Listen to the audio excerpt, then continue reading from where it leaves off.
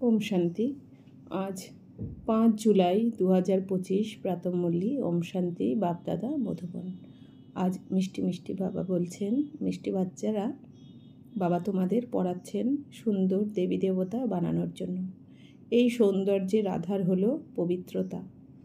তো বাবা বলছেন যে বাবা পরমধাম থেকে এখানে তোমাদের পড়াচ্ছেন কিসের জন্য না, তোমাদের সুন্দর দেবী দেবতা বানানোর জন্য। অর্থাৎ কাঁটা থেকে ফুল বানাচ্ছেন, মানুষ থেকে দেবী দেবতা বানাচ্ছেন তোমাদেরকে, আর দেবী দেবতা বানানোর জন্যই বাবা পড়াচ্ছেন। তো এই সৌন্দর্যের আধার কি? পবিত্রতা। এই কারণেই, পবিত্রতার কারণেই তো দেবদেবীদের এত নিষ্ঠার সাথে পুজো করা হয়, তাই না? কারণ দেবী দেবতারা পবিত্রতা ছিল। তো বাবা বলছেন দেবী দেবতাদের এই সৌন্দর্যের আধার কি? পবিত্রতা।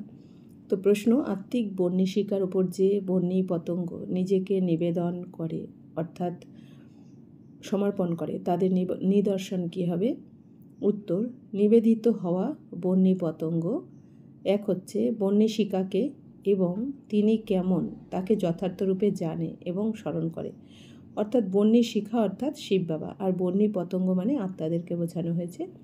তো বাবা বলছেন যে বন্যী পতঙ্গ অর্থাৎ আত্মারা বাবার প্রতি সমর্পণ হয়, তো তারা যথার্থরূপে জানে শিব বাবা কে, তাই না? পরমাত্মা কে এবং তিনি কেমন, যথার্থ তার নাম রূপ দেশকাল সব কিছু জেনে তাকে স্মরণ করে।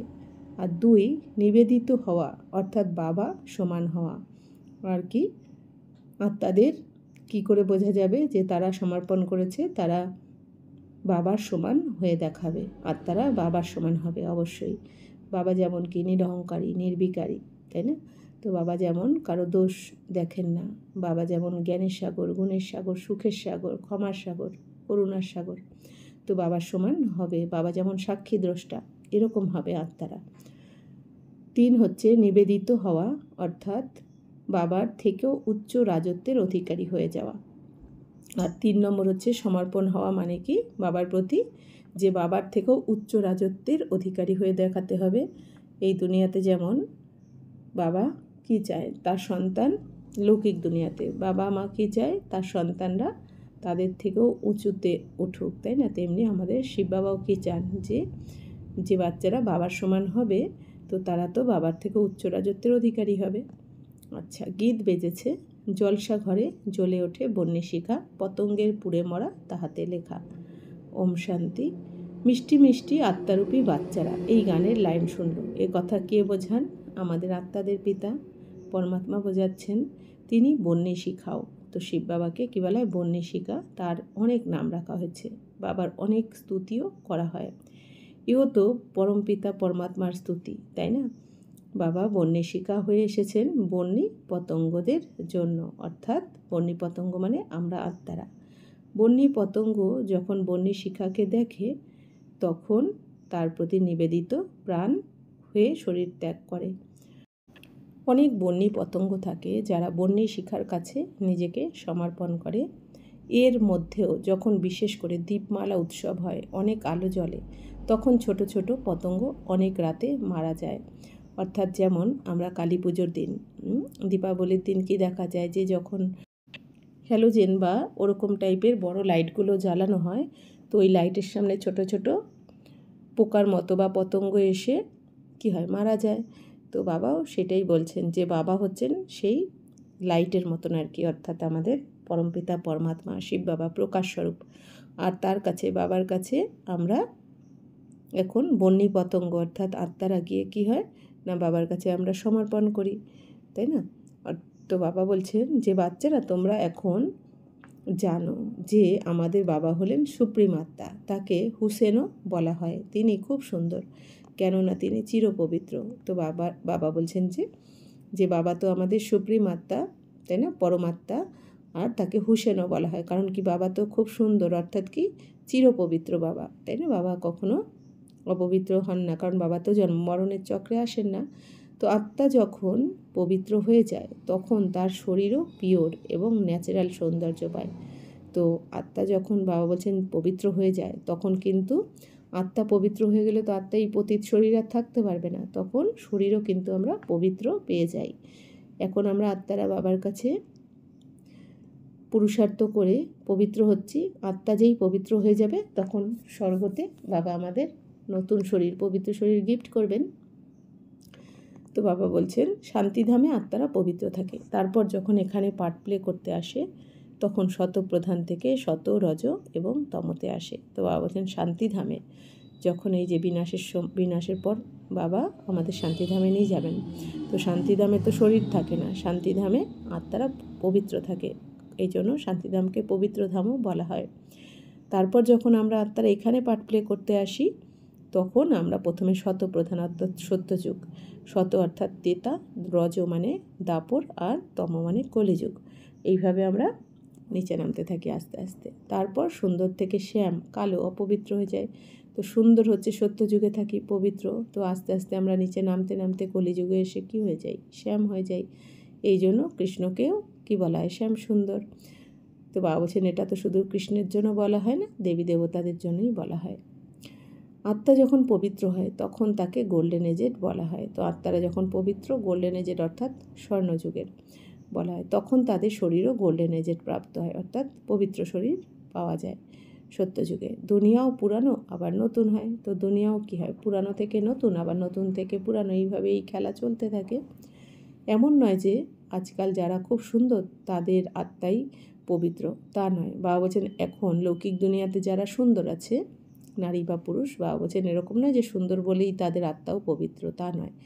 যদিও শরীর সুন্দর কিন্তু আত্মা তো পতিত, তাই না? তো বাবা বলছেন শরীর সুন্দর হলে কী হবে? আত্মা কিন্তু পতিত, তাই না? আত্মার মধ্যে অনেক পাপের দাগ লেগে রয়েছে। বিদেশে কত সুন্দর দেখতে হয়, তোমরা জানো যে এই লক্ষ্মী নারায়ণের হলো সত্যযুগের সৌন্দর্য, আর এখানে হলো নরকের সৌন্দর্য। তো বাবা বলছেন এখানে যে যতই সুন্দর হোক না কেন, সত্যযুগের সৌন্দর্যের কাছে কিন্তু এইখানকার সৌন্দর্য বাবা বলছেন কিছুই নয়, কারণ ওখানে তো ন্যাচারাল বিউটি থাকে সত্যযুগে। তো আমরা এখন স্বর্গের জন্য ন্যাচারাল সুন্দর তৈরি হচ্ছি। 21 জন্মের জন্য আমরা এমন সুন্দর তৈরি হয়ে যাব। তো এখানকার সৌন্দর্য তো এক জন্মের জন্য। এখানে এখন বাবা এসেছেন, তিনি সম্পূর্ণ দুনিয়ার, কেবল মানুষই নয়, সম্পূর্ণ দুনিয়াকেই সুন্দর বানান। তো বাবা যে শুধু মানুষদেরই পবিত্র বানাচ্ছেন, সুন্দর বানাচ্ছেন তা নয়, বাবা কিন্তু সম্পূর্ণ পতিত দুনিয়াকে শতপ্রধান দুনিয়া বানাচ্ছেন, সুন্দর বানাচ্ছেন। জঙ্গলকে বাবা ফুলের বাগান বানিয়ে দিচ্ছেন, কাঁটার জঙ্গলকে। সত্যযুগ নতুন দুনিয়াতে ছিল সুন্দর দেবী দেবতা, সেই দেবী দেবতা হওয়ার জন্য তোমরা এখন পড়াশোনা করছো। তো বাবা বলছেন আমরা বাবার কাছে পড়ছি কিসের জন্য? বিশ্বের মালিক হওয়ার জন্য, দেবী দেবতা হওয়ার জন্য। বাচ্চারা এখন তোমরা জানো যে কিভাবে আমরা আত্মারা পার্ট প্লে করার জন্য পরমধাম থেকে আসি। আমরা এতকাল শূদ্র কুলে ছিলাম, এখন আমরা ব্রাহ্মণ কুলে এসেছি। তো বাবা বলছেন আমরা আত্মারা এই যে শান্তিধাম থেকে এই দুনিয়াতে এসেছি, যে যত পার্সেন্ট পবিত্রতা নিয়ে এসেছি আমরা পরমধাম থেকে এই দুনিয়াতে, সত্যযুগে যে যত পার্সেন্ট পবিত্রতা নিয়ে নেবেছি আমরা, এখন আমাদের আস্তে আস্তে এবার আমাদের পার্ট প্লে করতে করতে কী হয়েছে? আত্মা তমপ্রধান হয়ে গেছে, অপবিত্র হয়ে গেছে। এখন আবার আমরা বাবার কাছে পুরুষার্থ করছি, করে যত পার্সেন্ট পবিত্রতা আমরা পরমধাম থেকে আসার সময় নিয়ে এসেছিলাম, আত্মার মধ্যে যত পার্সেন্ট পবিত্রতা ছিল, তো এখন বাবার কাছে পুরুষার্থ করে অত পার্সেন্টই পবিত্রতা আমাকে ধারণ করতে হবে, করে আমাকে সেই তত পার্সেন্ট, যে যত পার্সেন্ট পবিত্রতা নিয়ে এসেছি অত পার্সেন্ট পবিত্রতা নিয়ে এখন আবার আমি ঘরে ফিরবো, আর সেই পার্সেন্ট পবিত্রতা নিয়ে আবার নিচে নামবো সত্যযুগে। তো বাবা বলছেন যে এতকাল আমরা কোথায় ছিলাম? শূদ্রকুলে ছিলাম। শূদ্র অর্থাৎ কি? দাস। কার দাসত্ব করেছি? কর্মেন্দ্রিয়ের দাসত্ব করেছি। নিচ শূদ্র, পা দিয়ে দেখানো হয়, বিরাট চিত্রে পা দ্বারা দেখানো হয়েছে শূদ্রকে। এখন আমরা ব্রাহ্মণ কুল এসেছি, অর্থাৎ টিকি। ব্রাহ্মণ কুল মানে সব থেকে উঁচু, দেবী দেবতাদের থেকেও উঁচু কুল হচ্ছে ব্রাহ্মণ কুল, কারণ ব্রাহ্মণরা পরমাত্মার কাছে পড়াশোনা করছে, পরমাত্মার সন্তান, আর দেবী দেবতারা ওখানে দেবকুলের সন্তান। এও হলো তোমাদের বর্ণ, অন্য ধর্মের আত্মাদের জন্য এই বর্ণ নয়। তো বাবা বলছেন এই ব্রাহ্মণ বর্ণ আমাদের জন্য, তাই না? অন্য ধর্মের জন্য নয়। তাদের কোনো বর্ণ থাকে না, তাদের তো একই বর্ণ, খ্রিস্টানি চলে আসছে। হ্যাঁ, তাদের মধ্যেও শত, রজ এবং তমতে আসে। তো বাবা বলছেন দাপর থেকে যেই আত্মাই পরমধাম থেকে নামবে, শুধু দাপরে কেন, সত্যযুগ, ত্রেতা, দাপর, কলি, তো যেই আত্মাই প্রথমে পরমধাম থেকে এই দুনিয়াতে নামবে, সে তেতাতেই নামুক, সত্য বা দাপর অথবা কলি, তো প্রত্যেক আত্মাকে কিন্তু 4টে স্টেজের মধ্যে দিয়ে যেতে হয়। অর্থাৎ দাপর যুগেও যেমন খ্রিস্টানদের আত্মারা যখন পরমধাম থেকে নামবে এই দুনিয়াতে, তো এসেই কিন্তু তারা দাপরেও, যদিও বা দাপরে নামবে, কিন্তু প্রথম অবস্থা তাদের প্রথম জন্ম কিন্তু শতপ্রধানই থাকবে। কিন্তু সত্যযুগের মতন শতপ্রধান অবস্থা কেউ পাবে না দাপর কলিতে। কিন্তু তবুও যেহেতু পবিত্র আত্মা নামছে পরমধাম থেকে দাপরে বা কলিতে, তাদের শতপ্রধান অবস্থায় থাকবে। তারপর শত, তারপর রজ, তারপর তম। তো 4টে স্টেজের মধ্যে দিয়ে কিন্তু প্রত্যেক আত্মাকে যেতে হবে। যদি কোনো আত্মা 1000 বছরের জন্য এই পরমধাম থেকে এই দুনিয়াতে যদি 1000 বছরের জন্য পার্ট প্লে করতে আসে, মাত্র 1000 বছর, তাহলে তাকে 250 বছর শতপ্রধান স্টেজে সে থাকবে, 250 বছর শত, 250 বছর রজ, আর 250 বছর তম। এইভাবে সেই আত্মা 4টে স্টেজের মধ্যে দিয়ে কিন্তু যাবে। তাই বাবা বলছেন যে এই সৃষ্টিচক্র শতপ্রধান শতরজ তমতে আসে। এই সৃষ্টিচক্র অসীম জগতের বাবা বসে বোঝাচ্ছেন, যে বাবা জ্ঞানের সাগর, পবিত্রতার সাগর। তিনি নিজেই বলেন, আমি পুনর্জন্ম গ্রহণ করি না।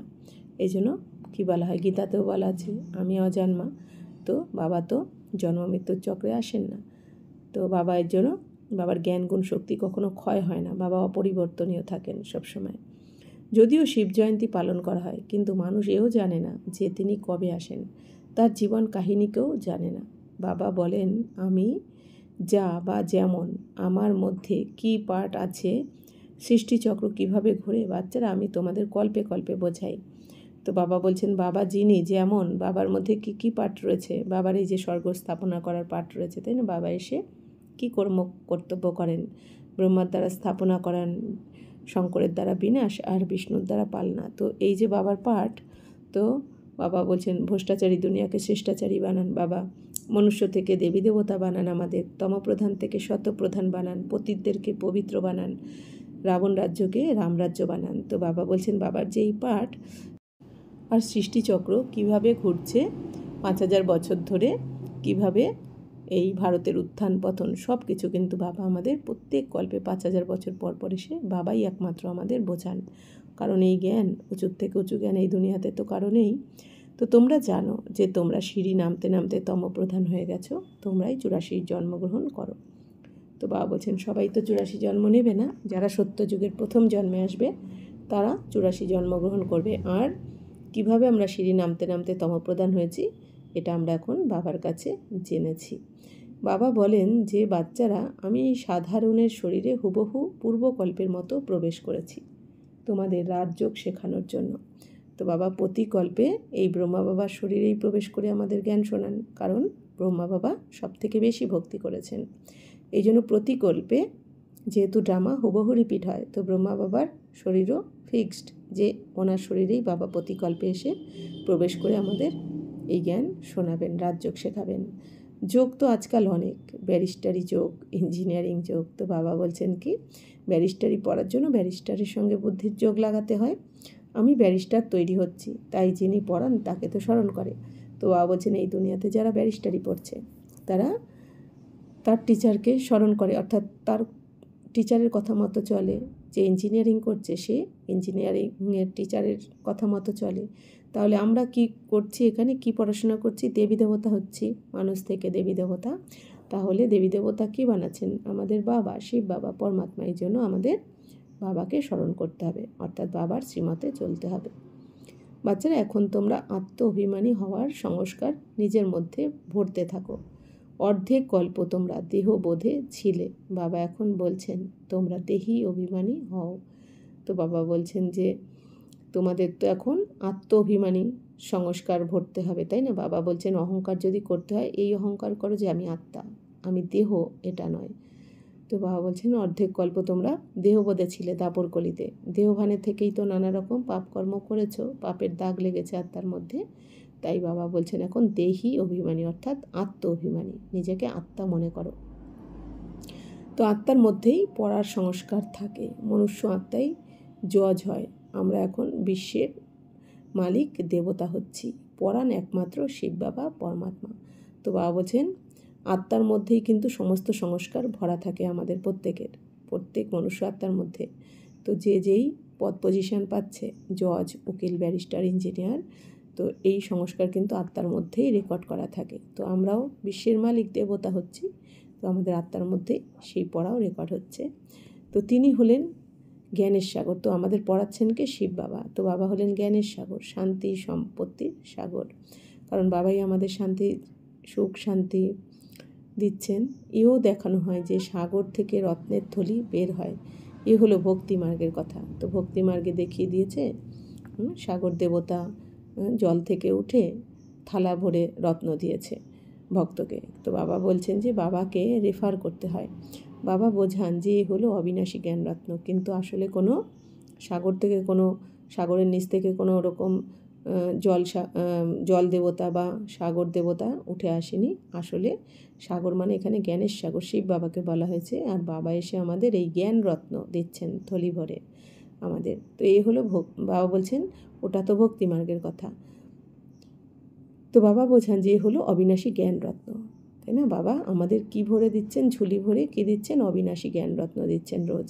এই জ্ঞান রত্নের দ্বারা তোমরা অনেক বিত্তবান হও, এরপর তোমরা অনেক হিরে জহরত পাও।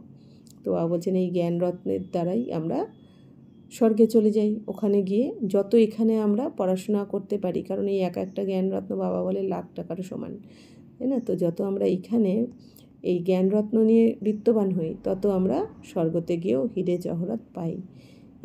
একটি রত্ন হলো লাখ টাকার সমান, যা তোমাদের এতটা বিত্তবান বানিয়ে দেয়। তো তোমরা জানো যে ভারতে নির্বিকারী দুনিয়া ছিল, সেখানে পবিত্র দেবতারা ছিল। এখন সকলেই অপবিত্র হয়ে গেছে। আত্মা আর পরমাত্মার মেলা হয়। তো এই জন্য কী বলা হয়? আত্মার সাথে পরমাত্মার মিলন এখন সঙ্গমে। এই জন্যই বলা হয় পুরুষোত্তম সঙ্গম যুগ। আর শিখদের ধর্মগ্রন্থ কি লেখা রয়েছে যে আত্মা পরমাত্মা अलग रहे বহুকাল, সুন্দর মেলা কর দিয়া জব সদ্গুরু মিলা দালাল। অর্থাৎ আত্মা পরমাত্মা তো বহুকাল আলাদা রয়েছে। তো বহুকাল মানে কতদিন? 5000 বছর। আর যখন সদ্গুরু দালালের শরীর অর্থাৎ ব্রহ্মা বাবার শরীরে প্রবেশ করে জ্ঞান শোনান, পরিচয় দেন, তখন আত্মার সাথে পরমাত্মার মিলন হয়। তো এই ধরনের কথা শিখদের ধর্মগ্রন্থেও লেখা রয়েছে।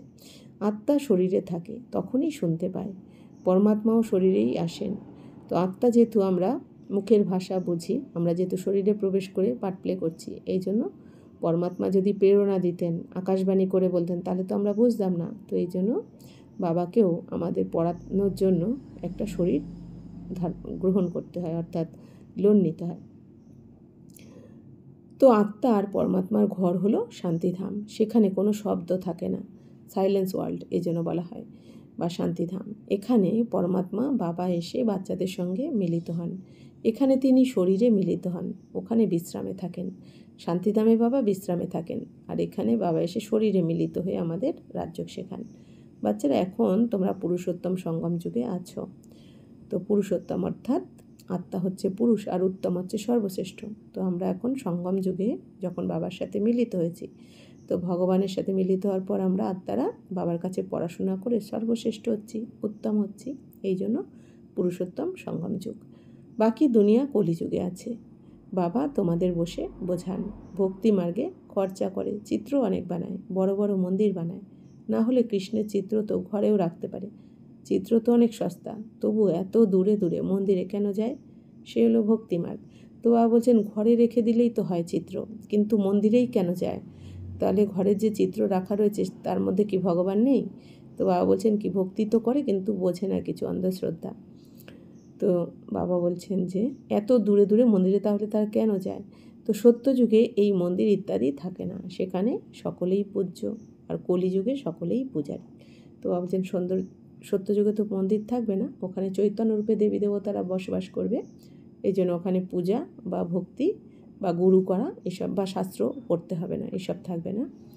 তো এই সময় তোমাদের এই অন্তিম পুরুষার্থী শরীর অনেক মূল্যবান। বাবা বলছেন এই যে এটা আমাদের অন্তিম জন্ম, 84তম জন্ম। তো এই শরীরটা আমাদের কিন্তু অনেক মূল্যবান, কারণ এই অন্তিম শরীরের দ্বারাই আমরা 84 জন্মের ভাগ্য বানাবো। কিন্তু একদিকে 63 জন্মের বিকর্ম বিনাশ করব, আবার 84 জন্মের ভাগ্য বানাতে হবে এই শরীরের মাধ্যমে। এই জন্য এই পুরানো শরীরটাও আমাদের মূল্যবান। পুরুষার্থী শরীর।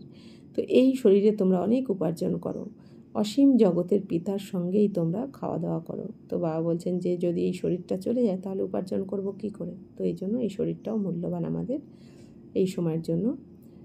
তো তাকেই তোমরা ডাকো। কাকে ডাকছি আমরা? আমাদের বাবাকে, স্বয়ং ভগবানকে। তোমরা এমন বলো না যে কৃষ্ণের সঙ্গে খাবো, বাবাকে তোমরা স্মরণ করো যে তুমিই মাতা পিতা বালক, তো বাবার সঙ্গেই খেলতে থাকে, তাই না? তো বাবা বলছেন ভক্তিমার্গেও গান বানিয়ে দিয়েছে যে তুমি হো মাতা পিতা তুমি হো বন্ধু সখা তুমি হো। তার মানে কি? তুমি আমাদের মাতা পিতা বন্ধু সখা। তো সেটা কে? আমাদের শিব বাবা, তাই না? তো বাবা বলছেন আমরা কৃষ্ণের সন্তান, এমন কথা তো বলবে না, তাই না? আমরা কি বলি? ভোলে বাবা পার করেগা, কৃষ্ণ বাবা পার করেগা, এরম তো কেউ বলি না, তাই না? তো কৃষ্ণের সন্তান বলা হয় না, ভোলে বাবার সন্তান আমরা, মানে শিব বাবার সন্তান, তাই না? পরমাত্মার সন্তান আত্মারা। তো বাবা বলছেন সকল আত্মাই পরমপিতা পরমাত্মার সন্তান।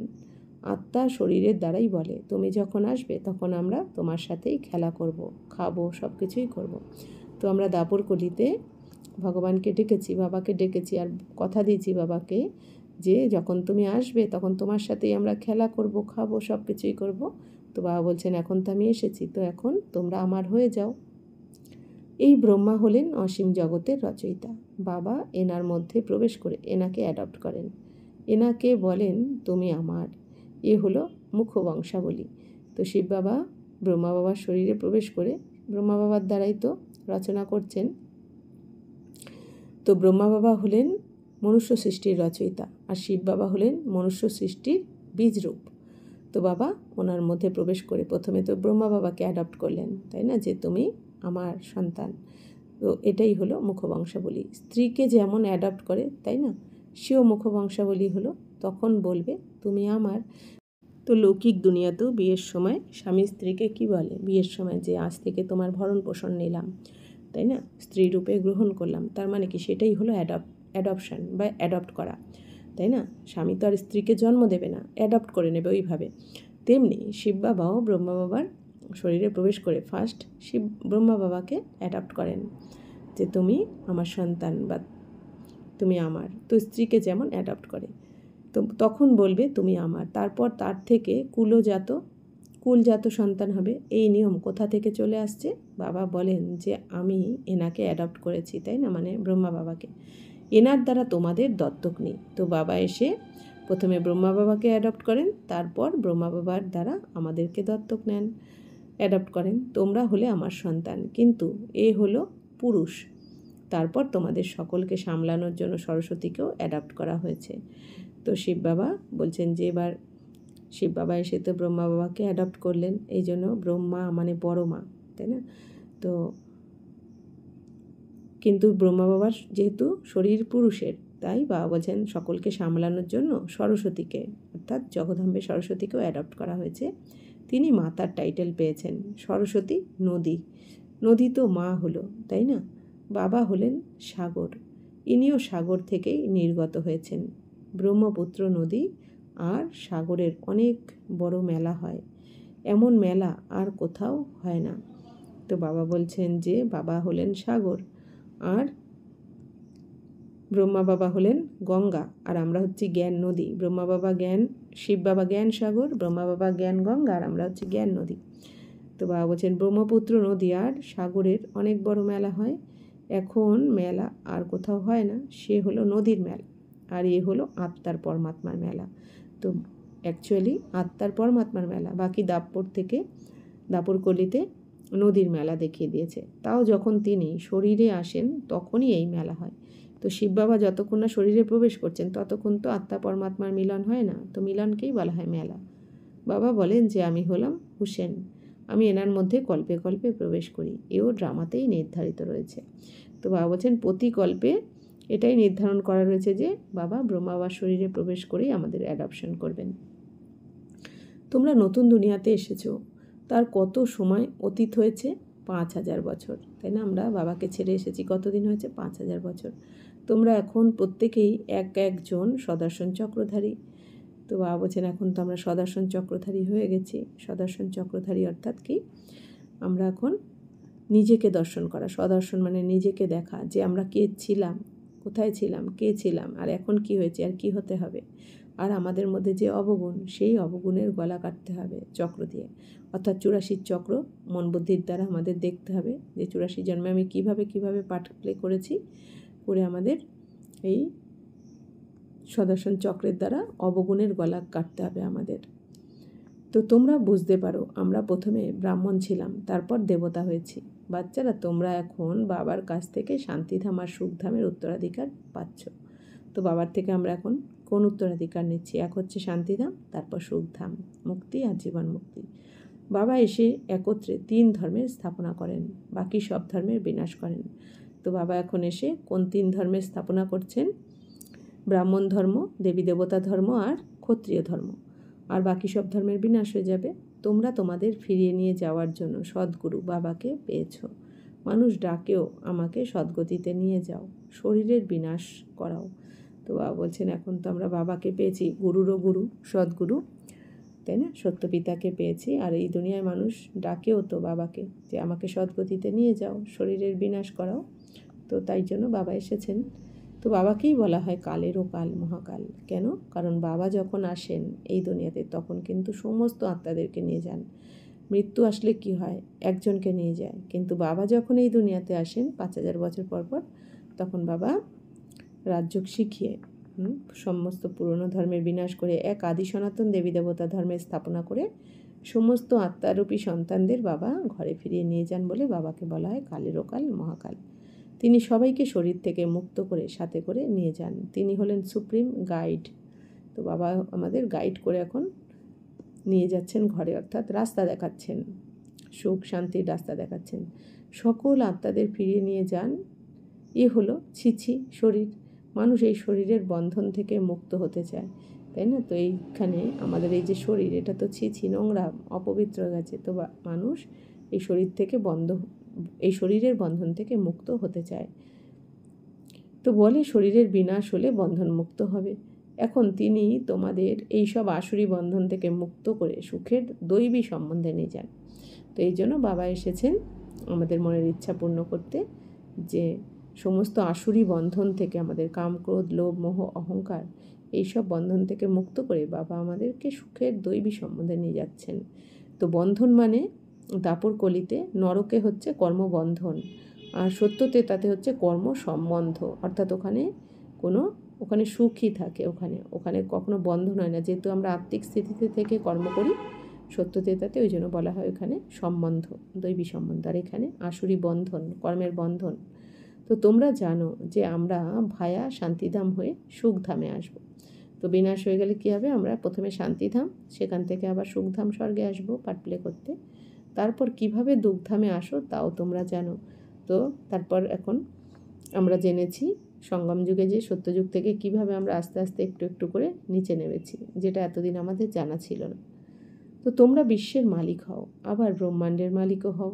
তো বাবা বলছেন এখন বাবা এসে আমাদের বিশ্বেরও মালিক বানাচ্ছেন, স্বর্গের, আবার ব্রহ্মাণ্ডের মালিকও বানাচ্ছেন। অর্থাৎ যেমন এখানে সায়েন্টিস্টরা খুব বেশি হলে কোথায় যেতে পেরেছে? চাঁদে বা মঙ্গল গ্রহে। তার উপরে তো উঠতে পারেনি, যেতে পারেনি। কিন্তু আমরা এখানে বসে, যে যেখানে আছি না কেন, সেখানে বসে 1 সেকেন্ডের মধ্যে আমরা নিজেকে আত্মা মনে করে সূক্ষ্মবতনেও যেতে পারছি, আবার পরমধামেও যেতে পারছি। তো বাবা বলছেন কি এই জন্য তোমরা ব্রহ্মাণ্ডেরও মালিক হয়ে গেছো। কারণ আত্মা যখন নিজেকে জেনে যায়, আত্মা যখন শক্তিশালী হয়ে যায়, বাবার থেকে শক্তি পায়, তখন আত্মা যেখানে ইচ্ছা যেতে পারে, তাই না? সেকেন্ডের মধ্যে। তো বাবা বলছেন তোমাদের পূজাও ডবল হয়, তোমাদের আত্মাদেরও পূজা হয়। তো বাবা বলছেন বাবার পূজা তো সিঙ্গেল পূজা হয়, কিন্তু বাবা বলছেন তোমাদের পূজা হয় ডবল। কারণ কি? যখন আমাদের বাড়িতে কোনো মূর্তি পূজা হয় তখন কি হয়?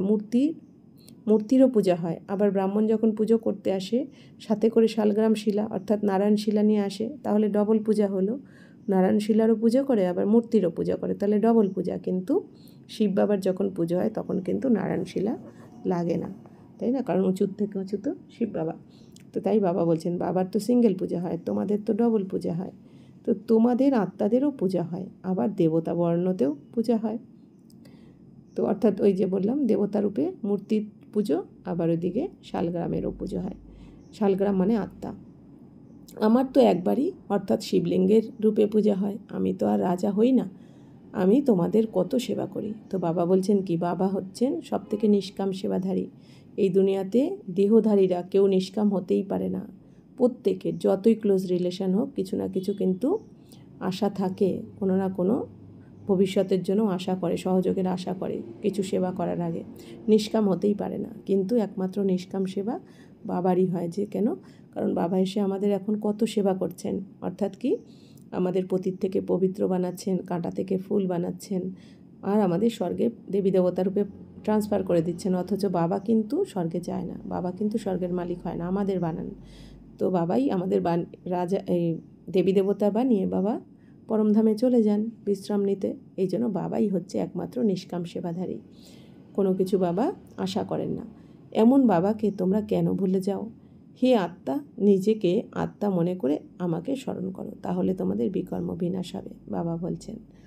তো আমাদের আত্মা মনে করে বাবার শ্রীমতে চলতে হবে, যে বাবা কি বলেছেন, যে বাবা তুমি এইটা চাইছো, ঠিক আছে আমি এটাই করব আজ থেকে। আমাদের সবসময় মনোভাব এরম হওয়া উচিত, যে বাবা এত দূর থেকে আমাদের জন্য এই নোংরা দুনিয়াতে এসেছেন, অবতরণ করেছেন, তাই না? বাবা কি বলেন, দেবী দেবতারা তো পতিত দুনিয়ায় পা রাখতে পারে না। তো দেবী দেবতাদেরকে বাবা সন্তানদেরকে, অর্থাৎ পতিত দুনিয়ায় পা রাখতে দেবেন না, অথচ এই বাচ্চাদের জন্য, বাচ্চাদেরকে পরিষ্কার করার জন্য, আত্মার পাপ ধোয়ার জন্য বাবা পরমধাম থেকে এই দুনিয়াতে নেমেছেন, পতিত শরীরে, পতিত দুনিয়ায়।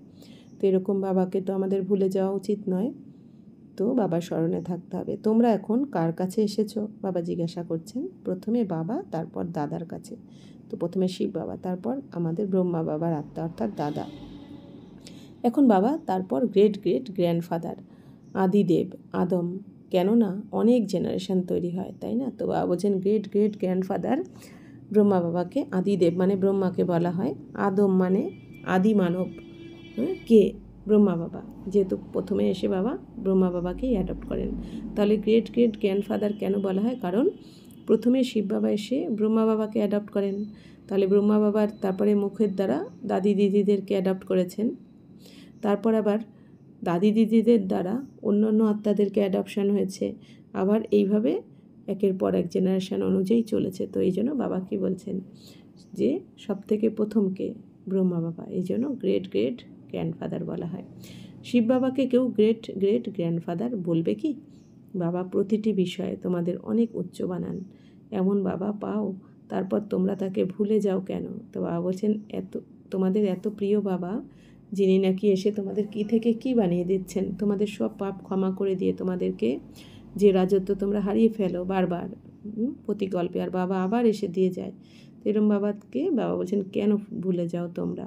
তো ভুলে গেলে তাহলে পবিত্র কিভাবে হবে? বাবা পবিত্র হওয়ার যুক্তি বলে দেন।